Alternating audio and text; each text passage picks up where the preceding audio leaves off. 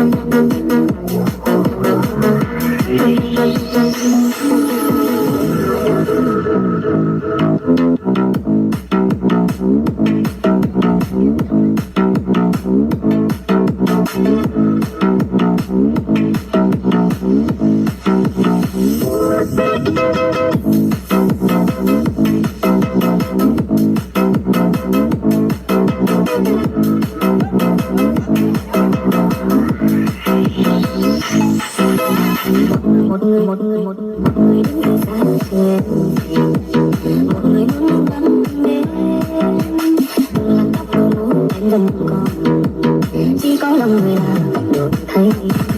suốt ngày tháng em trôi nhạt nhòa đoạn đường vắng còn ai với ta nhìn bao mắt của nhau chưa bao một giờ